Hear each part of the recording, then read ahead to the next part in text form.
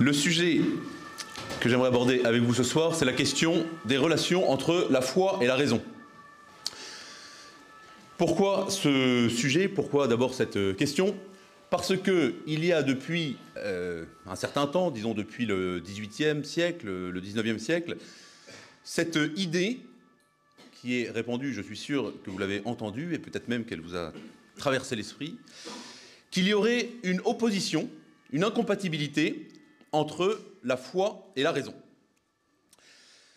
D'un côté, la foi est perçue comme obscurantiste, soumise à l'obscurité de l'autorité de l'Église, du dogme, des choses d'un âge dépassé, et de l'autre, la raison, qui est perçue comme autonome, comme source de liberté, comme libératrice, comme évidemment le début, la possibilité d'un esprit scientifique. Alors, cette opposition, ce faux conflit entre la foi et la raison, est un héritage de ce qu'on peut appeler le rationalisme moderne, avec des philosophes comme Descartes, Kant, le positivisme, on en reparlera tout à l'heure, et aussi de ce qu'on peut appeler le fidéisme sentimental. J'expliquerai de quoi il s'agit. La question à laquelle j'aimerais répondre ce soir, c'est: peut-on croire sans renoncer à penser? Y a-t-il vraiment une opposition, au sens où il faudrait mettre de côté la raison pour avoir la foi? Pour répondre à cette question, j'aimerais vous montrer que la position catholique, et en particulier développée par le grand dominicain qui est saint Thomas d'Aquin, c'est qu'il n'y a ni confusion, ni opposition entre foi et raison. La foi et la raison ne sont pas deux sources de vérité indépendantes, mais sont deux ordres qui sont complémentaires et qui même s'harmonisent de façon merveilleuse. Pour illustrer cela, il y a une très belle citation qui vient de l'encyclique Fides et Ratio de Jean-Paul II, et qui commence ainsi: « La foi et la raison sont comme les deux ailes qui permettent à l'esprit humain de s'élever vers la contemplation de la vérité. » Alors, commençons dans une première partie. J'aimerais qu'on essaye de comprendre la distinction entre ce qui relève de la raison et ce qui relève de la foi, pour montrer qu'il s'agit de deux ordres de la connaissance. Commençons par la raison. Ce qu'on appelle la raison, en philosophie classique, c'est la lumière naturelle de notre intelligence. L'homme se distingue de l'animal en cela qu'il a cette capacité d'une intelligence, c'est-à-dire de comprendre les choses. L'intelligence, ça vient de intelligere, lire à l'intérieur, c'est-à-dire de comprendre de façon intellectuelle les choses du monde, les choses du réel. L'homme a donc une capacité à atteindre la vérité à partir du réel. Alors, évidemment, la vérité, de nos jours, c'est une notion qui est un peu scandaleuse. Vous voyez à l'entrée du réfectoire tout à l'heure des dominicains, sur le pavé, c'est écrit « Veritas », c'est à l'entrée de la salle du chapitre, et c'est la devise de l'ordre dominicain, « Vérité ». Alors aujourd'hui, si vous dites dans les médias que vous défendez la vérité, vous êtes immédiatement traité de tous les noms, d'être justement un obscurantiste fasciste, parce que la vérité fait peur. Mais nous, catholiques, eh bien, on sait qu'il y a quelqu'un qui a revendiqué la vérité, à savoir le Christ lui-même, qui dit « Je suis la vérité ». On y reviendra. Mais en tout cas, tous les hommes ont cette capacité de connaître la vérité. Et ça, je pense que ça a l'air d'être une banalité, mais c'est quelque chose qui, aujourd'hui, doit être défendu, et parfois même difficilement. Voilà. Il est possible de connaître le réel tel qu'il est. Il est possible de connaître la vérité sur les choses. La position inverse, qui est la plus courante, ce serait de dire chacun sa vérité, chacun sa route, chacun son chemin. C'est-à-dire chacun pourrait avoir une vue sur la réalité, sur le réel, mais il n'y aurait pas de vérité objective. Or, précisément, lorsqu'on est catholique, et encore plus si on est thomiste, eh bien, on tient cette vérité que notre intelligence est capable d'atteindre le réel comme il est. Et même que la vérité peut être définie comme l'adéquation entre l'intelligence et le réel. Lorsque ce que je pense correspond à ce que sont les choses, alors ce que je pense est vrai. Voilà la définition de la vérité. Évidemment, il faut mettre une nuance. Il y a ce fameux exemple que Benoît XVI aimait bien reprendre et qu'il a repris dans une célèbre conférence qu'il avait faite, à laquelle j'avais assisté quand j'étais étudiant en l'an 2000 à la Sorbonne. Le cardinal Ratzinger était venu, il avait été invité, ça avait fait tout un scandale, il y avait eu des manifestations d'Antifa, etc. Mais le cardinal Ratzinger était venu à la Sorbonne faire une conférence sur la notion de vérité.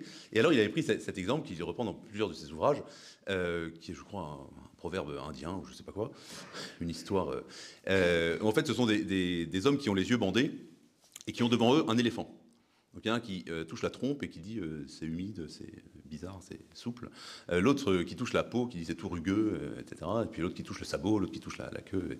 Et donc chacun a évidemment un rapport au réel qui dépend de son appréciation, de son interaction.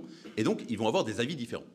Mais ce que disait la thèse que défend le cardinal Ratzinger, eh bien c'est tout à fait thomiste, c'est de dire que pour que chacun puisse avoir une opinion différente sur le réel qui est devant lui, il faut qu'il y ait une vérité.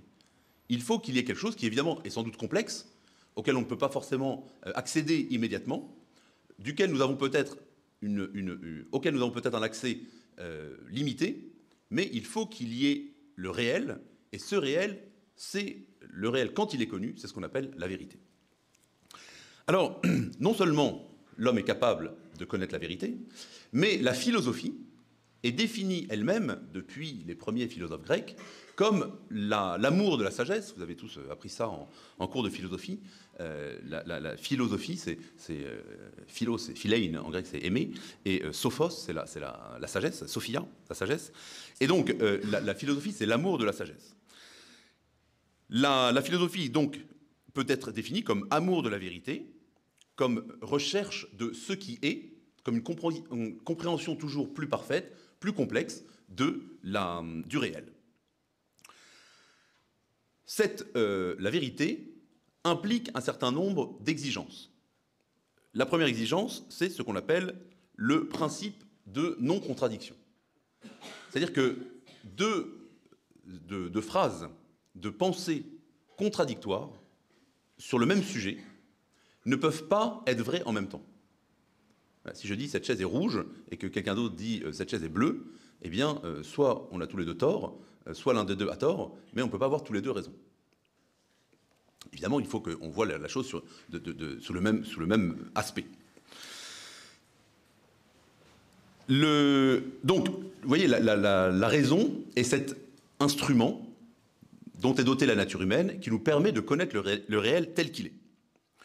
Alors, la thèse catholique, parce que c'est aussi d'ailleurs un dogme de foi, c'est que notre intelligence nous permet non seulement de connaître le réel du monde créé, mais nous permet aussi de connaître un certain nombre de vérités sur Dieu.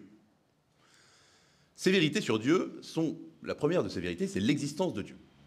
Ça, c'est une thèse philosophique qui affirme qu'on peut démontrer, par la raison, par notre intelligence, on peut démontrer que Dieu existe. Et quand on dit démontrer, évidemment, ce n'est pas une démonstration comme font les scientifiques, les chimistes, ceux qui font de la chimie, ou les physiciens en faisant des expériences. Ce n'est pas non plus une démonstration mathématique en faisant un calcul, mais c'est une démonstration rationnelle, raisonnable, c'est-à-dire qu'avec un certain nombre de principes qui permettent de passer d'une vérité à une autre, eh bien, de façon nécessaire, eh bien, on peut démontrer que Dieu existe. Là aussi, je dis ça devant vous, vous avez l'air assez favorable à cette thèse, enfin j'espère, l'existence de Dieu, mais il y a des gens qui ne sont pas du tout favorables à l'existence de Dieu, et même qui tiennent qu'on ne peut pas démontrer l'existence de Dieu. Vous avez peut-être vu un célèbre débat que j'ai eu il y a quelque temps avec un charmant garçon. Et ce que j'ai essayé de lui montrer, d'affirmer, j'ai eu du mal à développer mes arguments, mais c'est que le fait que l'on puisse démontrer par la simple raison l'existence de Dieu implique que celui qui nie cette proposition, celui qui dit que on ne peut pas démontrer, qui dit que Dieu n'existe pas, eh bien, doit nécessairement admettre que le monde est absurde. Parce que cette démonstration de l'existence de Dieu, ce n'est pas le sujet ce soir, mais c'est un point important, cette démonstration de l'existence de Dieu est part de ce qu'on appelle le principe de causalité. À savoir que tout effet a une cause. Il n'y a rien qui advient dans le monde sans aucune raison. Il y a des choses dont on ne connaît pas la raison, évidemment, et ça c'est le travail des scientifiques, d'étudier, de comprendre comment ça fonctionne, mais toute chose qui advient dans le monde advient pour une certaine raison. Parce que toute chose nécessite une cause. Vous voyez, si vous voyez des traces de pas dans le sable, sur une plage, eh bien, le sable n'étant pas disposé de façon habituelle en forme de traces de pas, il faut qu'il y ait une cause qui ait causé ces traces de pas. Alors ça peut être quelqu'un qui a marché, ce qui est l'hypothèse la plus probable. Ça peut être, on peut imaginer n'importe quoi, un type qui était en hélicoptère avec une botte et qui faisait pour me faire croire que quelqu'un avait marché. Mais en tout cas, il y a une cause. En tout cas, quelque chose a causé ces traces de pas. Et si je dis qu'il peut apparaître des traces de pas dans le sable sans que rien ne rende compte de l'existence des traces de pas, eh bien ça veut dire que le monde est absurde. Ça veut dire que les événements du monde n'ont aucune raison, et donc il faut arrêter de penser. Il faut arrêter de réfléchir. Parce que la raison ne serait pas capable de comprendre de façon cohérente le réel tel qu'il est. Donc la raison peut démontrer l'existence de Dieu, ça c'est la thèse célèbre de saint Thomas d'Aquin, avec ce qu'on appelle les 5 voies de démonstration de l'existence de Dieu. Mais la raison humaine peut aussi démontrer un certain nombre de choses au sujet de ce Dieu dont il a montré l'existence. Par exemple, que ce Dieu est unique, que ce Dieu est parfait, que ce Dieu est cause première de l'univers, que ce Dieu est cause finale de l'univers. Voilà, un certain nombre de démonstrations que les philosophes, d'ailleurs, dont je parlais tout à l'heure, ont fait. Socrate, Platon, Aristote, Cicéron, enfin, on peut citer une foule de philosophes de l'Antiquité qui démontrent, alors avec des arguments plus ou moins perspicaces, mais qui démontrent qu'il existe une réalité, alors, hors du monde, transcendante, qui s'appelle Dieu. On peut aussi démontrer, par exemple, que l'homme a une âme, c'est-à-dire un esprit, qui, précisément, lui donne cette capacité intellectuelle, de penser, et la capacité aussi de vouloir, c'est-à-dire de choisir, et donc d'aimer. Ce sont un certain nombre de réalités assez basiques que l'on peut démontrer par la simple raison. Alors, si vous avez suivi ce que j'ai dit jusqu'ici, vous remarquez que j'ai parlé de Dieu, j'ai parlé de l'existence de Dieu, mais pour l'instant, je n'ai jamais ni mentionné la Bible, ni parlé de la révélation, ni parlé de Jésus-Christ, ni de l'enseignement de l'Église. C'est-à-dire que, pour que vous compreniez bien de quoi il s'agit, c'est-à-dire que lorsqu'on parle de l'usage naturel de la raison, eh bien, c'est tout homme, indépendamment de toute révélation, indépendamment d'une parole de Dieu, indépendamment du magistère de l'Église ou d'une révélation, eh bien, tout homme peut parvenir à ces conclusions. Alors, comme le dit aussi saint Thomas d'Aquin, la majorité des hommes ne font pas ces démonstrations. Premièrement, parce qu'elles sont compliquées. Deuxièmement, parce qu'ils n'ont pas le temps. Ils doivent s'occuper d'autres choses. Donc voilà pourquoi il y a un certain nombre de personnes, qu'on appelle les philosophes, qui passent du temps. Il faut mieux être religieux dans ce cas, parce que du coup, on peut se consacrer à ça, parce qu'on n'a pas besoin de gagner sa vie par ailleurs, ou de nourrir une famille. Mais donc il y a des philosophes qui consacrent leur vie, leur intelligence à formaliser ces démonstrations. Mais encore une fois, jusqu'ici, il n'est pas question d'intervention de Dieu qui parlerait aux hommes. Alors ça, c'est l'ordre donc naturel de la connaissance. Mais deuxième ordre, deuxième domaine, et on verra ensuite comment est-ce qu'il s'articule, deuxième domaine, comme croyants, comme chrétiens, nous croyons que Dieu s'est révélé aux hommes. C'est-à-dire que Dieu a parlé aux hommes. Que Dieu a agi dans le monde, que Dieu a créé le monde, que Dieu a parlé à des prophètes, que Dieu a un plan pour l'humanité, et que, évidemment, quand on est chrétien, on pense que le sommet de cette parole de Dieu aux hommes, c'est la parole même de Dieu, le Verbe divin, qui entre dans le monde, à savoir le Christ, qui est Dieu incarné. Là, vous voyez, on est dans un autre domaine, c'est le domaine de la révélation. Ces vérités de la foi, l'incarnation dont je viens de parler, le fait que Dieu s'incarne pour sauver le genre humain du péché, la Trinité, ce sont des vérités de la foi qui ne peuvent pas être accessibles à la simple raison. un homme qui penserait tout seul, un philosophe grec, aucun philosophe grec n'a pu parvenir à démontrer que Dieu était trinitaire, par exemple. Parce que c'est une vérité qui dépasse la raison humaine. Et donc, puisque cette vérité dépasse la raison humaine, nous avons besoin que Dieu lui-même nous parle, s'adresse à nous pour nous dire ce qu'il en est. La foi, c'est donc ce qu'on peut appeler une lumière surnaturelle. Surnaturelle parce qu'elle est au-delà de notre nature, elle dépasse les capacités de notre nature. Voilà. Aucun homme, aussi intelligent soit-il, ne pourrait démontrer que Dieu est trinitaire, ou ne pourrait démontrer que Dieu s'est incarné. Voilà, il faut que Dieu s'adresse aux hommes pour le leur dire. Donc la foi est un don de Dieu qui va élever l'intelligence au-dessus, au-delà de ce qu'elle peut naturellement connaître. Comment, justement, cette révélation s'articule avec le niveau de la simple raison? Eh bien, il y a une très belle expression que l'on trouve chez saint Thomas d'Aquin, mais qui est de la tradition de l'Église. La grâce ne détruit pas la nature, mais elle la perfectionne. Tout le principe de l'intelligence de la foi, c'est de croire, parce que c'est du domaine de la croyance. Nous croyons que Dieu se révèle à nous, mais en se révélant à nous, il ne détruit pas notre intelligence. Ce qu'il fait, c'est qu'il surélève notre intelligence, il la pousse au-delà de ce qu'elle pouvait faire par elle-même, de ce qu'elle pouvait atteindre par elle-même. Mais évidemment, il ne peut pas y avoir de contradiction entre ce qui est révélé par Dieu et ce que notre simple intelligence peut démontrer.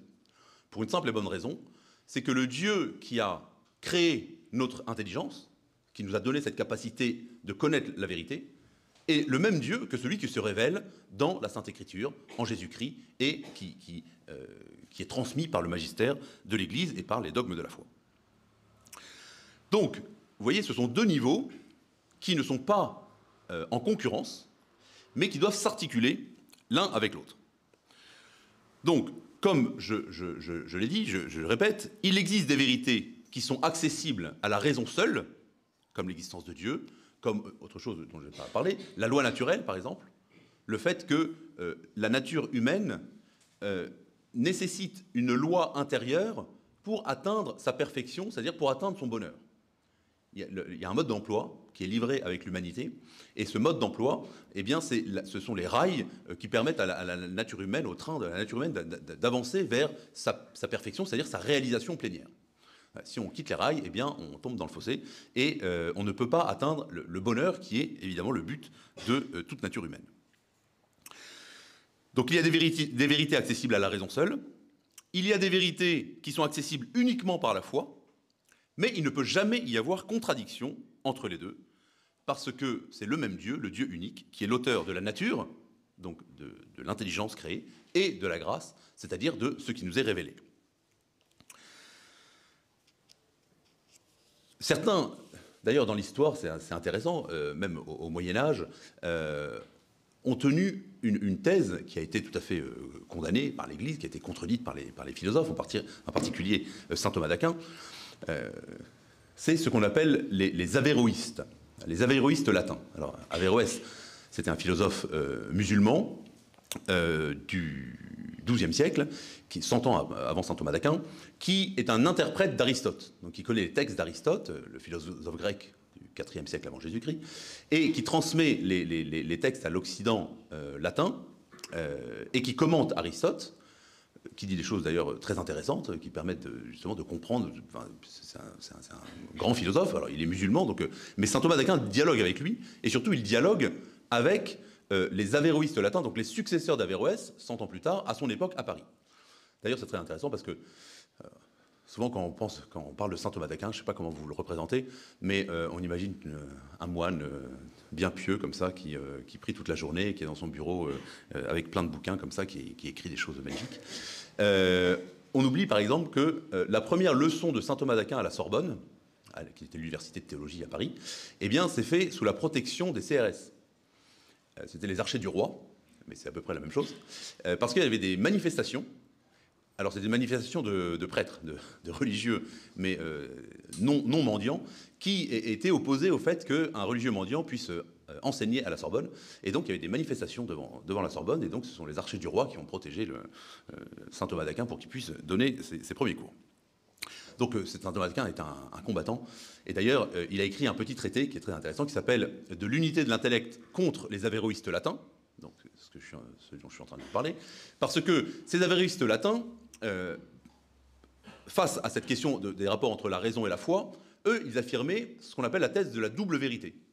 Ils disaient, en fait, il peut y avoir une vérité rationnelle, une conclusion de la raison, et puis il peut y avoir une vérité de la révélation, donc de la foi, et puis il peut y avoir contradiction, c'est pas grave. En fait, ce sont deux domaines qui n'ont rien à voir. Donc je peux arriver à une conclusion, je peux démontrer quelque chose par la raison, et puis croire autre chose, croire quelque chose de contradictoire, parce que l'Église enseigne, parce que Dieu s'est révélé. Évidemment, saint Thomas d'Aquin s'oppose absolument à cette thèse, en disant qu'il ne peut pas y avoir d'opposition entre la vérité de la raison et les vérités de la foi. Et donc il écrit ce petit traité contre les avéroïstes. Et c'est assez marrant parce qu'il termine ce traité par une phrase que j'aime beaucoup citer, parce qu'il dit, une fois que maintenant que j'ai répondu à tous ces arguments, que ceux qui osent encore tenir des thèses aussi absurdes ne se permettent pas d'aller parler aux petits jeunes, aux étudiants, mais qu'ils viennent me voir en face et on réglera ça entre nous. Voilà. À peu de choses près, dit ça. Voilà. Donc, voilà, le principe thomiste, développé, mis en évidence par saint Thomas d'Aquin, c'est que Dieu est l'auteur de notre raison, de notre intelligence, de notre capacité intellectuelle, et aussi l'auteur de la révélation, et donc il ne peut pas y avoir de contradiction. Alors, une fois qu'on a exposé cette thèse des rapports entre raison et foi, comment en est-on arrivé à cette idée qu'il y aurait une contradiction, une opposition, une incompatibilité entre la raison et la foi? Alors j'aimerais, donc dans cette deuxième partie, vous parler de ce qu'on peut appeler la rupture de la pensée moderne.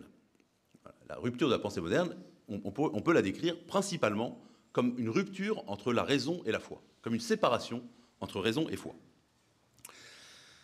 Alors, il y a plusieurs aspects dans cette rupture qu'il faut bien comprendre, parce que, comme d'habitude, la vérité, ce n'est pas le contraire de l'erreur. Retenez bien ça. La vérité, ce n'est pas le contraire de l'erreur. La vérité, c'est un sommet entre deux erreurs opposées. C'est-à-dire que ce n'est pas parce que quelqu'un a tort qu'en disant le contraire, vous aurez raison. Parce qu'en fait, la vérité, c'est un sommet, et donc il faut tenir un équilibre entre deux erreurs opposées. Donc ça, c'est même de façon très pratique et très sociologique, c'est très important. C'est parce que quelqu'un dit une bêtise qu'en disant le contraire, vous aurez raison. Attention, on peut dire une bêtise opposée. Voilà.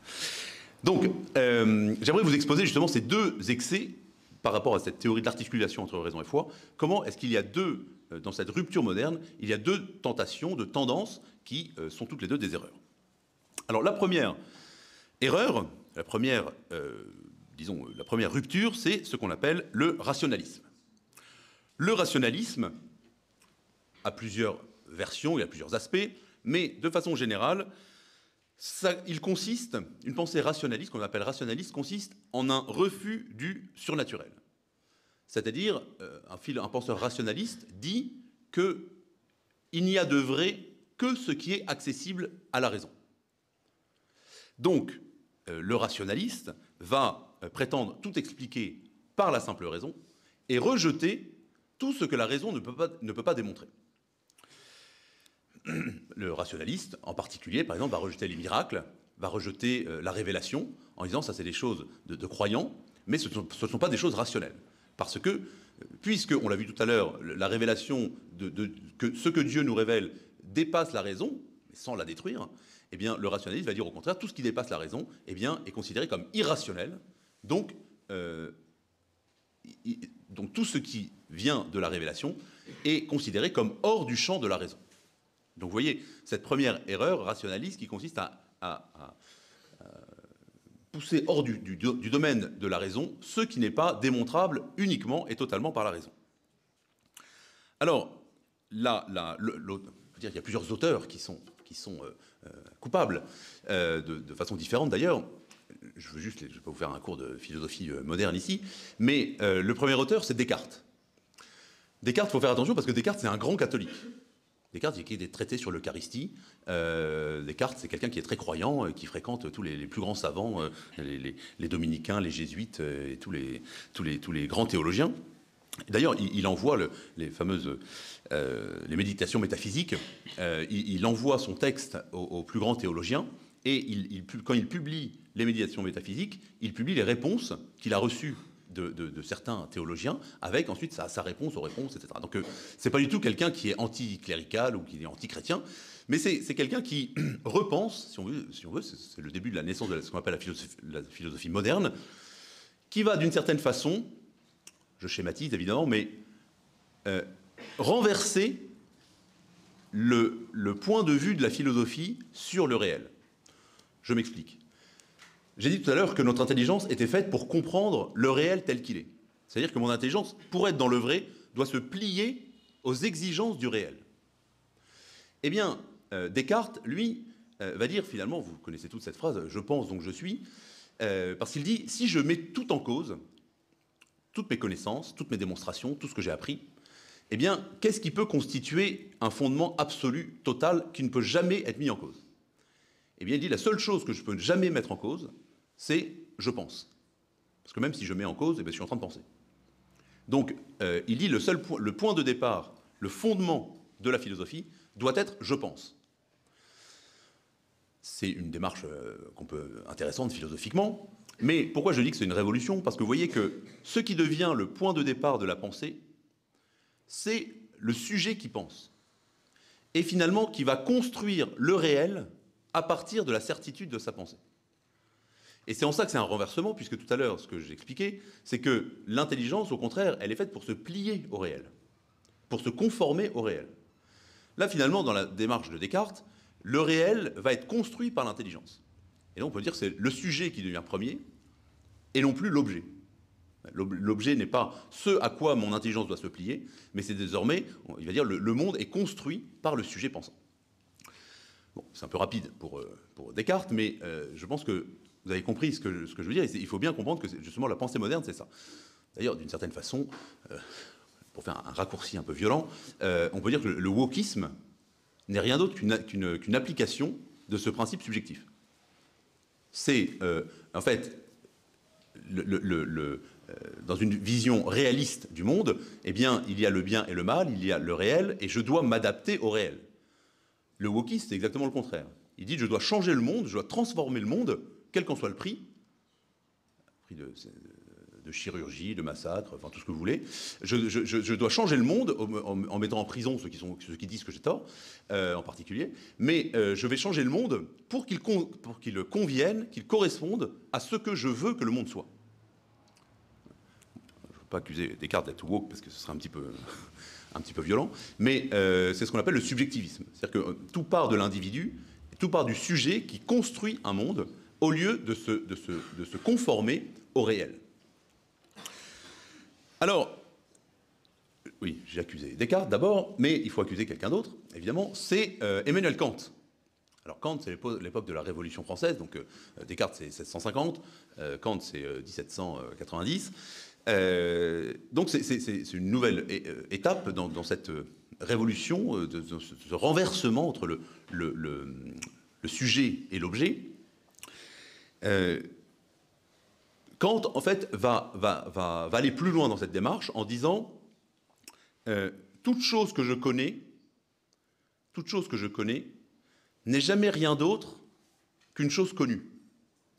Ce qui semble tout à fait évident. Voilà. Mais une chose que je connais n'est jamais rien d'autre qu'une chose connue, dans le sens où une chose qui est l'objet de ma connaissance. C'est qu'en fait, Kant va dire il n'y a pas d'objet extérieur à ma connaissance. Mais dès que je parle d'une chose, eh bien c'est cette chose en tant que je la connais. C'est la fameuse distinction qu'il fait entre le phénomène et les noumènes. Il va dire les noumènes, peut-être que ça existe, peut-être que ça n'existe pas, de toute façon, c'est même pas la peine d'en discuter, puisque le noumène, c'est la chose en tant qu'elle n'est pas connue. Mais si je ne peux pas la connaître, eh bien je ne peux pas en parler. Donc je ne peux rien dire sur les choses comme elles sont. Je ne peux parler des choses que en tant que ce sont des choses connues. Alors c'est un peu complexe pour ceux qui n'ont pas fait de philosophie en plus, mais l'idée c'est de dire finalement le monde n'est jamais rien d'autre que une certaine réalité qui est conforme à ma façon de voir les choses. Pour dire les choses, pour expliquer de façon peut-être un peu plus claire, il dit dans la connaissance sensible, lorsque je connais un objet, je connais toujours dans l'espace et le temps. Je ne peux pas imaginer un objet ou avoir une connaissance sensible ou voir un objet sans passer par les catégories, les critères de l'espace et du temps. Donc lui, il dit, l'espace et le temps, c'est comme le cadre, la grille que j'applique sur les choses pour les faire entrer, pour les faire devenir des objets de connaissance. Et puis, il y a aussi des catégories de l'entendement qui sont les catégories par lesquelles, à travers lesquelles, je construis les objets de ma pensée. Donc, je construis le monde en tant qu'objet de pensée. La conséquence pour Kant, qui est son but premier, c'est que la conséquence immédiate, c'est qu'il est impossible à l'intelligence humaine de parler de Dieu, de l'âme et de l'univers.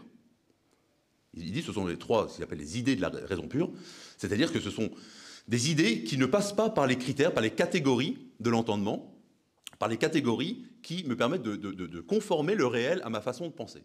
Donc Dieu, l'univers et l'âme sont hors de mon champ de pensée, donc je ne peux pas les penser. Et donc Kant en déduit que je ne peux pas démontrer l'existence de Dieu, que je ne peux pas parler de Dieu, que je ne peux pas parler de l'âme, et que je ne peux pas parler de l'univers comme d'un tout, parce que ce sont des objets qui dépassent mes capacités même de penser. Donc c'est la fin de la métaphysique. Kant dit la métaphysique ne peut pas exister. La métaphysique, justement, c'est cette partie de la philosophie qui traite des choses qui sont au-delà du monde créé, donc qui traite de Dieu, de l'âme et de l'univers en particulier. Et donc Kant en déduit que ces objets ne sont pas des objets de pensée.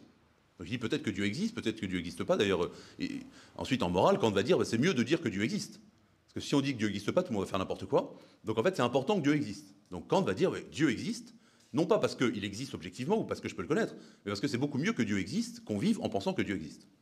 Donc il transforme un objet extérieur, dont on peut démontrer l'existence, en, disons, un objet de morale ou un objet commun qui va être utile pour avoir une conception de l'homme, même une conception du monde qui soit cohérente et utile.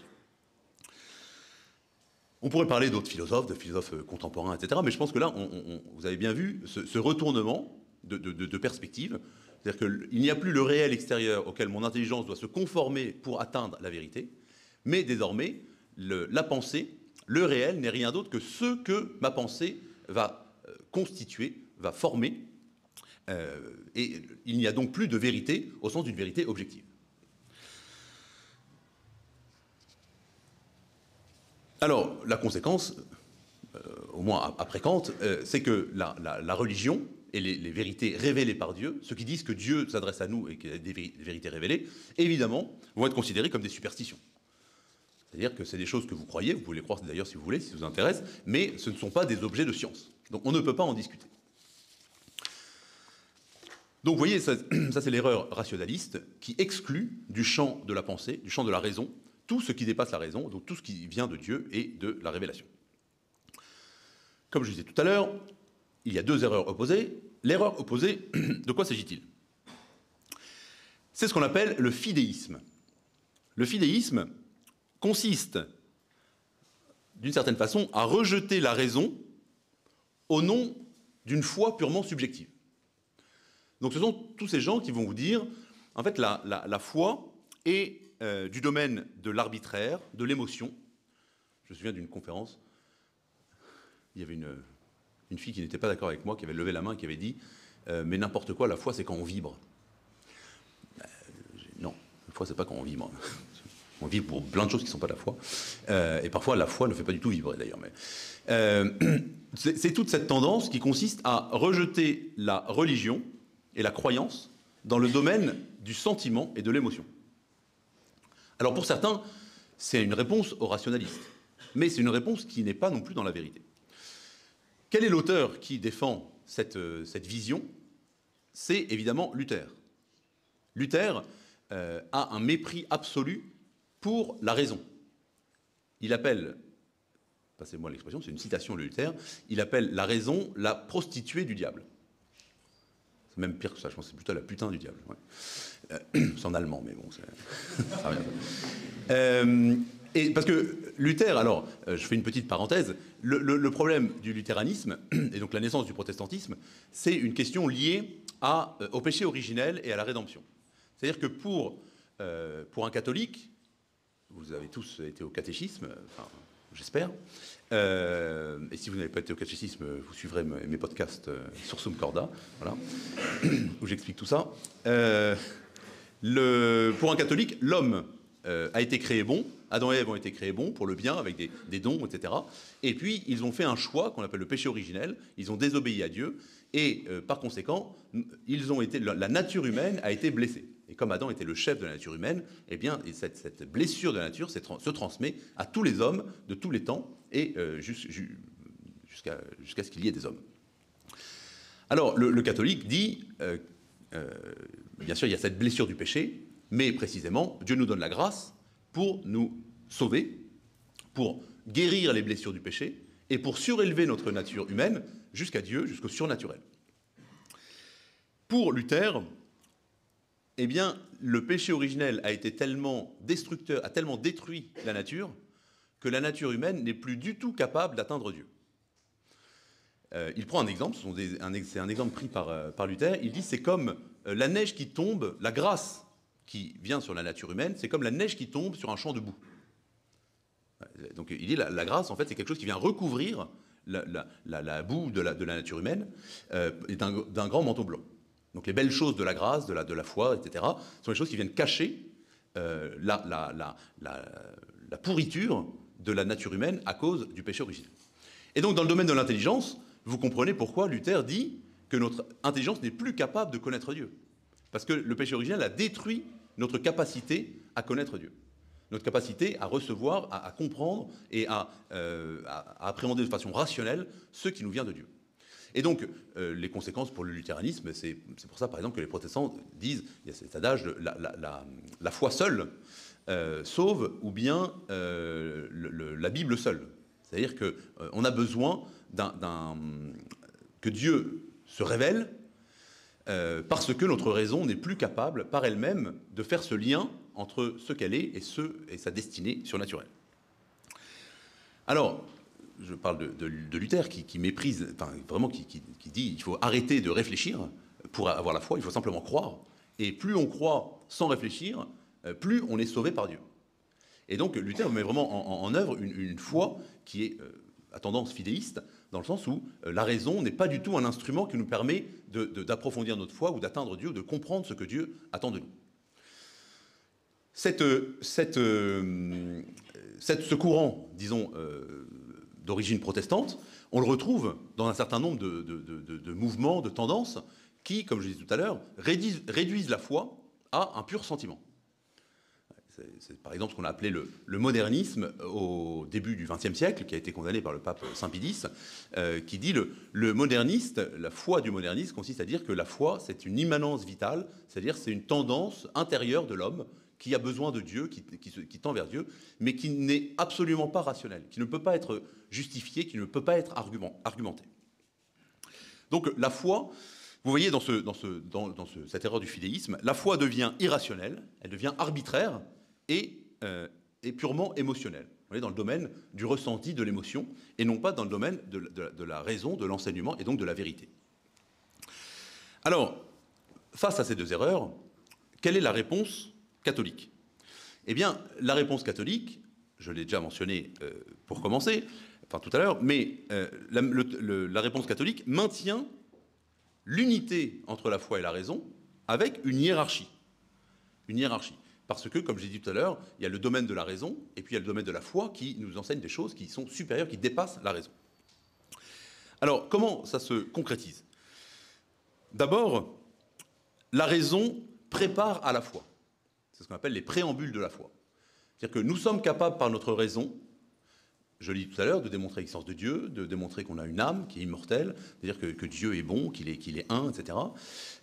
Mais on peut aussi, par la lumière de notre raison, avoir de bons arguments pour croire, et même des preuves de la véracité de notre foi. Les miracles, les miracles, effectivement, ce sont des preuves qui nous permettent de dire que la foi, non seulement n'est pas absurde, mais même qu'elle est raisonnable. Donc, c'est ce qu'on appelle les préambules de la foi. Nous avons des bonnes raisons de croire ce que nous croyons. Il y a un autre terme qu'on utilise que je vous encourage à connaître, c'est ce qu'on appelle l'apologétique. L'apologétique, c'est toute cette partie de la théologie qui consiste à démontrer la véracité de la foi chrétienne. Si je crois, si je suis chrétien, c'est pas parce que mes parents me l'ont transmis, c'est pas parce que ça me fait vibrer. Si je suis chrétien, c'est parce que c'est vrai d'être chrétien, parce que j'adhère à la vérité. Et donc, si c'est le cas, je peux répondre à ceux qui auraient des objections contre la foi. Parce que vous comprenez que si la foi est réduite à un pur sentiment, alors de quel droit je vais aller imposer mon sentiment à l'autre? Même sans l'imposer, de quel droit je vais aller discuter de la légitimité du sentiment contraire? Ouais, si vous êtes amoureux d'un garçon ou d'une fille, ou si vous avez un ami qui vous dit je suis amoureux de telle fille, vous n'allez pas commencer à lui dire non, en fait, tu n'es pas amoureux, c'est pas comme ça qu'il faut faire, ça n'a pas de sens. C'est que le sentiment, effectivement, il est du domaine du ressenti. Ah, il y a certains qui se sentent concernés, là, peut-être.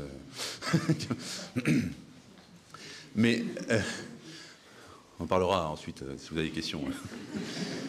Mais vous voyez que ce qui est du domaine du sentiment ou du ressenti, ou de ce qui me fait vibrer, s'il y en a un qui me dit j'aime le rugby, allez, il y en a un qui dit je suis supporter de l'OM, et l'autre qui dit supporter du PSG, vous n'allez pas commencer à argumenter pour prouver que c'est bien d'être supporter de l'OM, ou que c'est mal d'être supporter de l'OM, ou que c'est mieux d'être supporter de quelqu'un d'autre. Lorsqu'on est du domaine, il y a peut-être des arguments, effectivement, mais lorsqu'on est du domaine de l'émotion ou du ressenti, on n'est pas dans le domaine de la vérité, et donc on ne va pas échanger des arguments pour démontrer quelque chose.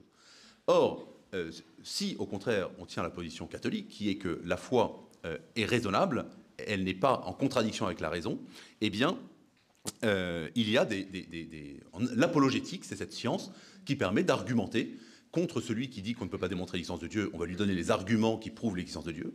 Contre celui qui dit que Dieu n'est pas trinitaire, on va lui dire que si, il y a des bonnes raisons que la Trinité, non seulement, alors évidemment c'est un mystère qui dépasse la raison, mais il y a des bons arguments pour montrer que c'est quelque chose qui est sensé et qui n'est pas contradictoire, qui est sensé et même qui est une perfection, un mystère que la raison non seulement ne rejette pas, mais trouve absolument génial. Ensuite, on peut argumenter évidemment sur l'existence du Christ comme personnage historique, sur les évangiles, parce qu'on va dire, on reçoit le texte de la Bible, d'où il vient, donc d'où viennent ces textes des évangiles, est-ce qu'on a des preuves historiques, est-ce qu'on est sûr que le texte qu'on a aujourd'hui est conforme au texte qui a été écrit il y a 2000 ans, etc. Donc tous ces arguments, c'est ce qu'on appelle l'apologétique. Parce que, évidemment, donc encore une fois, si notre foi, parce que notre foi est raisonnable, alors on peut en discuter. Et je vais même aller plus loin, c'est-à-dire que si la foi n'est que du domaine du sentiment, la mission n'a aucun sens. Je reprends mon exemple de tout à l'heure, si vous êtes amoureux de quelqu'un, vous n'allez pas aller parcourir le monde entier pour que tout le monde tombe amoureux de la même personne. Ah, évidemment, si vous pouvez faire les louanges tous les poètes ont fait les louanges de la personne qu'ils aimaient, mais il n'y a aucun motif à aller convaincre l'autre d'aimer la même chose. Alors que si la foi, parce que la foi est raisonnable, et parce que, comme on l'a dit tout à l'heure, tout homme est doté d'une intelligence capable de connaître le vrai, alors je peux aller parcourir le monde, comme l'ont fait les apôtres, comme l'ont fait des générations entières de missionnaires, pour aller dire à l'autre, voilà ce que Dieu nous a révélé, voilà ce que tu peux comprendre, voilà ce que tu peux effectivement l'aimer. Tu peux l'aimer, mais ça sera ton choix, ta démarche personnelle. Mais voilà les arguments, les bons arguments, pour montrer que ce que je crois, eh bien tu peux le croire aussi, tu dois le croire aussi, parce que c'est la vérité.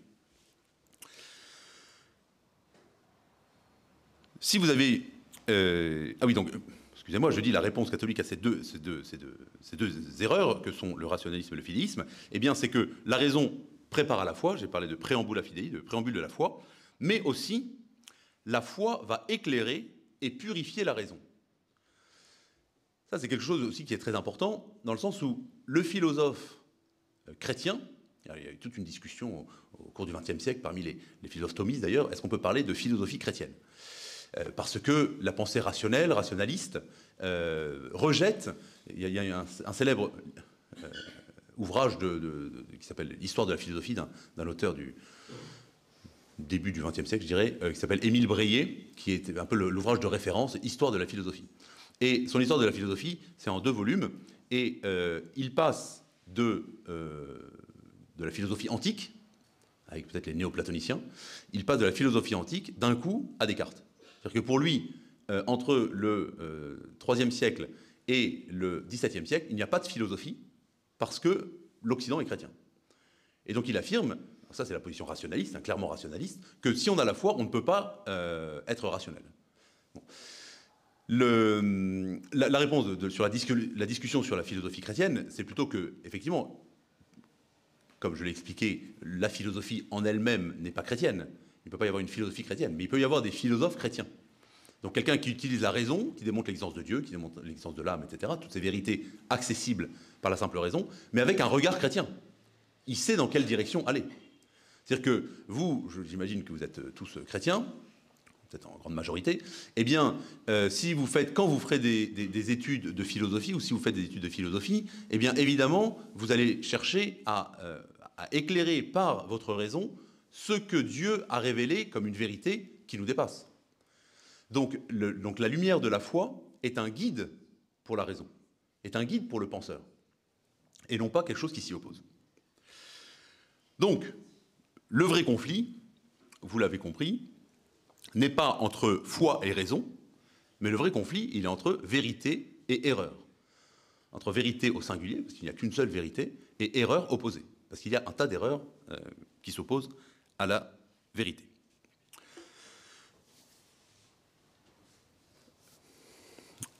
Maintenant, j'aimerais, dans une troisième partie, j'aimerais vous montrer, au contraire, que lorsque foi et raison sont pensées de façon unie et cohérente, alors il y a une véritable fécondité, et pour la raison et pour la foi. La fécondité, premièrement sur le plan intellectuel. L'union de la foi et de la raison a donné naissance à la théologie. Et je vous invite à lire des ouvrages des grands théologiens, des grands saints, que ce soit saint Augustin, saint Thomas d'Aquin évidemment, mais aussi de toutes les générations. Il y a une foule de personnages d'une intelligence brillante, d'une sagesse incroyable, qui ont écrit sur les mystères de la foi, qui ont écrit sur la sagesse humaine, parce que justement leur intelligence était guidée, était surélevée, était éclairée par les mystères de la foi. Il n'y a pas besoin, si vous voulez, avoir une vie spirituelle, ce qui est très important, il n'y a pas besoin de se faire bouddhiste ou faire du yoga. Lisez les auteurs chrétiens. Il y a des millions et des millions d'ouvrages qui ont été écrits. Il y a une richesse de nos traditions spirituelles, intellectuelles, de la foi chrétienne, qu'il faut absolument redécouvrir. Il y en a pour tous les goûts, pour tous les styles. Il y a des poètes chrétiens, il y a des scientifiques chrétiens, il y a des théologiens, des philosophes, etc. La philosophie chrétienne éclaire donc la métaphysique et la morale. La compréhension de l'homme, ce que je veux dire par là, c'est que la compréhension de l'homme, de l'humanité et même aussi des rapports humains est éclairée par la révélation de Dieu, et donc par la foi. Celui qui a la foi, il a un instrument qui dépasse la raison, mais qui guide la raison, qui permet à la raison de s'épanouir, de grandir et de donner des résultats incroyables. Et ces résultats incroyables, c'est aussi évidemment dans le domaine de l'art chrétien. C'est-à-dire que le génie humain a été magnifié par la foi, parce qu'il n'y a pas de contradiction entre la foi et le génie humain. Alors là, je suis passé du génie intellectuel, rationnel, au génie architectural, musical, etc. Mais c'est évidemment lié. Si l'Occident chrétien, l'Occident chrétien a produit pendant des siècles et des siècles le plus beau de ce que l'humanité pouvait produire, le génie humain, c'est précisément parce qu'il était guidé et éclairé par la foi. Alors évidemment, Jean-Luc Mélenchon ne serait pas très heureux de m'entendre dire ça, il dirait que c'est complètement faux. Mais soyons conscients de ça. C'est-à-dire que ceux qui s'opposent au génie humain, au génie de l'Occident chrétien, c'est parce qu'ils s'opposent à cet éclairage de la foi qui vient surélever l'intelligence et le génie humain. Et une très bonne façon de défendre la foi, c'est donc aussi de défendre ce que la foi a permis de faire aux chrétiens pendant des siècles et des siècles. Donc ça, c'est sur le plan intellectuel. Mais aussi sur le plan moral. On n'a pas beaucoup parlé de morale. On peut dire que, évidemment, la raison montre le bien à faire. La raison montre le bien à faire. je l'ai dit tout à l'heure, c'est la loi naturelle. On sait ce qu'il faut faire pour être heureux, ce qu'il ne faut pas faire. Mais, élément important que j'ai mentionné, le péché originel. Le péché originel nous fait dire, comme saint Paul, je vois le bien que j'aimerais faire et que pourtant je ne fais pas, et je vois le mal que j'aimerais éviter et que pourtant je fais. Nous savons tous, on a tous fait l'expérience, c'est ce vécu existentiel du péché originel, qui est qu'on ne voulait pas faire ça et pourtant on l'a fait. On voulait absolument faire ça, on voulait se lever le matin pour aller à la messe, et puis finalement, on ne s'est pas levé. On est resté à scroller sur Instagram. La raison nous montre le bien à faire, mais la foi va nous donner la force de l'accomplir. Donc dans le domaine moral, il y a aussi cette géniale complémentarité de la foi qui va nous donner la force d'être fidèles à nos engagements, la force de nous battre pour les choses qui en valent la peine, pour les choses qui nous dépassent, de nous sacrifier même pour ce qui est plus grand que nous. Sans la foi, on peut dire évidemment que la raison se décourage. Sans la foi, la raison se décourage, ou alors elle se corrompt. D'ailleurs, on peut dire que le relativisme ambiant, le fait que chacun sa vérité, comment c'était cette émission, le fait que comment c'était, c'est pas très grave, mais l'important c'est d'être heureux. Vous avez tous entendu ça, non? Non, mais il fait ça. L'important c'est qu'il soit heureux. Alors, il a les cheveux verts, par exemple. Non, mais l'important c'est que ça lui plaise. L'important c'est que ça lui plaise. Ouais. Donc, vous voyez cette espèce de relativisme dans lequel il n'y aurait pas de bien ni de mal. Il n'y aurait pas de bien ni de mal, mais que l'important, ce serait d'être heureux avec soi-même, de faire ce qu'on veut. C'est une corruption de la raison. C'est une corruption de l'intelligence, qui voit ce qui est bien et qui est capable de discerner ce qui est bien de ce qui est mal. Et donc, sans la foi, il est normal que la raison soit corrompue et qu'on sombre dans le relativisme. Le relativisme ambiant, aujourd'hui, est le fruit de l'absence de Dieu, évidemment. Mais l'inverse est vrai aussi, parce que là encore, il y a toujours deux erreurs opposées. Parce que sans la raison, la foi devient du fanatisme. Et il y a plein de façons de sombrer dans le fanatisme. Celui qui vous dit la foi c'est comme ça, Dieu a parlé, c'est comme ça, un point c'est tout, sans qu'il y ait une approche rationnelle, réaliste, de recherche de vérité, eh bien, c'est précisément la définition du fanatisme. On peut prendre de nombreux exemples de fanatisme, mais parlons de l'islam, par exemple. Non, c'est très intéressant parce que précisément l'islam, dans l'islam, il n'y a aucun rôle à la raison. C'est-à-dire que Dieu est tout-puissant, là-dessus c'est tout à fait vrai, Dieu est unique, tout-puissant, Dieu agit dans le monde, mais il n'y a pas d'ailleurs l'islam ça veut dire la soumission, il n'y a aucune façon de toucher Dieu. Les musulmans ne prient pas, par exemple. Ils font des prières, mais les musulmans ne demandent rien à Dieu. Je ne sais pas si vous avez déjà parlé avec des musulmans, faites le test. Un musulman ne demande pas quelque chose à Dieu. Un musulman, lorsqu'il prie parce que c'est sa façon, il répète les paroles que Dieu a données dans le Coran pour accepter la volonté toute puissante de Dieu. Mais un musulman ne demande pas des choses à Dieu. Alors parfois il y en a qui le font, mais c'est parce que c'est sans doute la religiosité naturelle de l'homme qui se tourne vers Dieu pour demander d'être sauvé. Et c'est ça d'ailleurs qui fait que des musulmans, évidemment, peuvent être sauvés et aller au ciel. Mais dans la religion musulmane, la raison et l'intelligence, il n'y a pas d'intelligence de la foi. Il n'y a qu'une soumission au discours qui est donné, une fois pour toutes, dans le Coran. J'ai dit donc qu'il y a une fécondité de l'union entre la raison et la foi, sur le plan intellectuel et artistique, sur le plan moral et existentiel, et enfin, sur le plan spirituel. Et je pense que c'est sans doute cela qu'il faut retrouver, et qui est peut-être le plus fondamental, c'est que la contemplation chrétienne, la prière chrétienne, la prière du cœur, unifie l'intelligence, la contemplation chrétienne unifie l'intelligence et le cœur. Le fait d'être chrétien donne une vision du monde et une vision de notre relation à Dieu qui, évidemment, est cohérente avec ce que je suis. Je ne sais pas si c'est très clair ce que je viens de dire, mais la sainteté, la recherche de sainteté chrétienne, ce n'est pas rechercher d'être autrement que ce que je suis, mais c'est rechercher d'être moi-même en mieux. C'est-à-dire que la grâce divine ne vient pas détruire la nature. La grâce divine, comme je l'ai dit tout à l'heure, elle vient soigner, corriger et perfectionner la nature.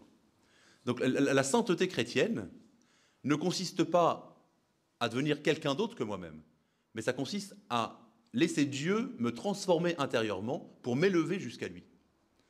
Et donc il y a une génialité spirituelle de cette cohérence entre la nature et la grâce, entre la raison et la foi. De la même façon, on peut dire que le mystère n'est pas l'absurde. Voilà, le mystère, je parlais de la Trinité, de l'incarnation, de la rédemption, ce n'est pas absurde. Mais d'une certaine façon, c'est une surabondance de vérité. Vous voyez, ce que nous croyons, ce ne sont pas des choses absurdes. Vous voyez, ils disent souvent, vous avez un ami imaginaire. Mais pas du tout. Pas du tout. Jésus, c'est pas du tout un ami imaginaire.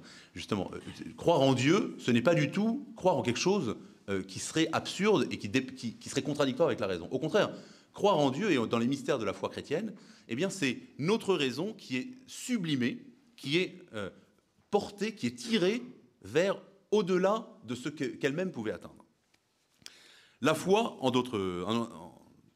dit d'une autre façon, c'est une participation à l'intelligence même de Dieu.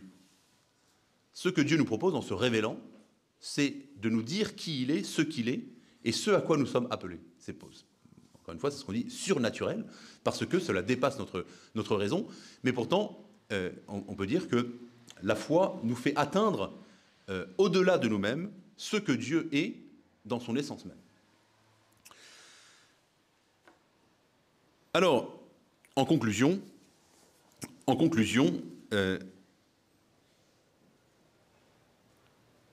il faut, dit d'une façon synthétique, il faut croire pour mieux comprendre.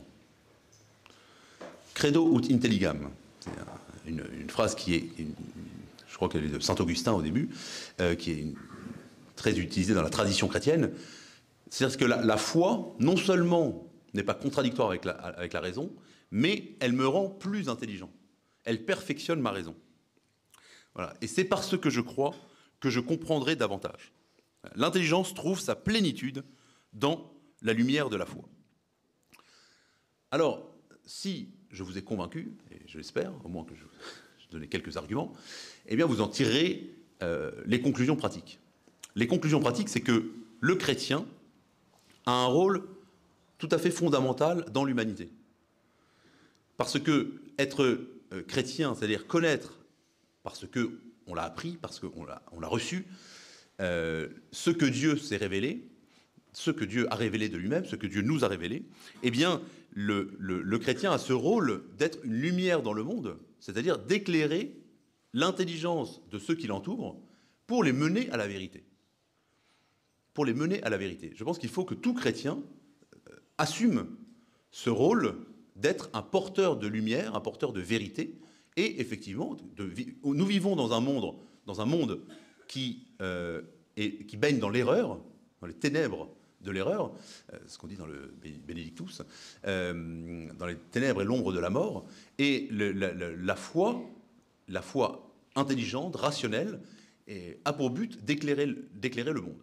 Et donc vous avez, chacun d'entre vous, là où vous êtes, vous avez cette responsabilité d'éclairer le monde par l'intelligence de votre foi. D'où la nécessité, l'urgence pour n'importe quel chrétien, en particulier quand on est jeune, de savoir justifier sa foi, de savoir argumenter, de savoir raisonner sur la foi, de savoir dire pourquoi vous êtes chrétien, pourquoi ce que vous défendez est la vérité. Et que celui qui ne défend pas la même chose, d'une façon ou d'une autre, il est dans l'erreur. Alors évidemment, si on dit ça, on va vous dire oui, vous êtes intolérant. Oui, la vérité est intolérante. La vérité est intolérante. Pourquoi ? Parce que au début, je vous ai bien dit, la vérité, c'est quoi ? C'est l'adéquation avec le réel. Et le réel est intolérant. Si vous conduisez sur la route, il y a un camion qui arrive en face, vous avez beau dire non, mais je suis kantien, donc je pense qu'en fait, le camion, il a été conformé par les critères a priori de mon entendement. À un moment, ça va être assez intolérant, la rencontre avec le camion. Donc, de fait, le réel est intolérant. S'il y a un trou, il y a un trou. S'il y a un obstacle, il y a un obstacle.